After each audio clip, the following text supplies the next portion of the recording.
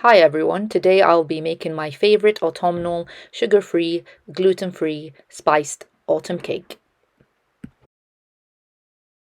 So straight into the ingredients. I have here 4 eggs with a dash of salt and then mixed to a somewhat thick consistency with a white color.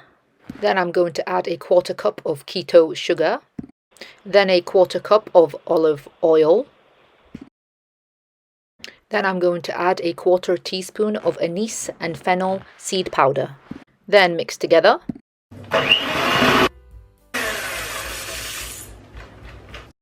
Then I'm going to add a teaspoon of baking powder and only a dash of bicarbonate sodium.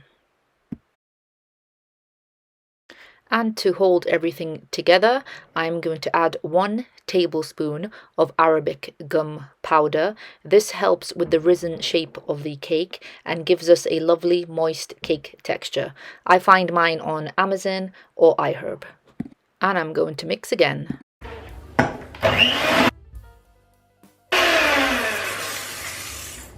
After mixing, to give us that extra autumnal kick, I'm going to add fennel and anise seeds.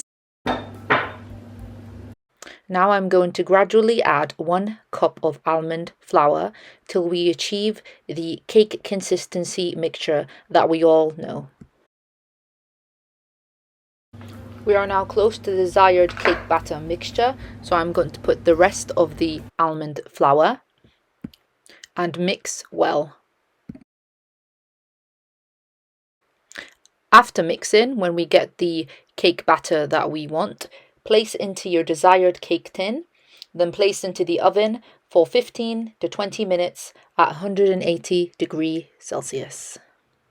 Our autumn spice cake is now ready. I have allowed it to slightly cool down. It's easy to remove from the tin.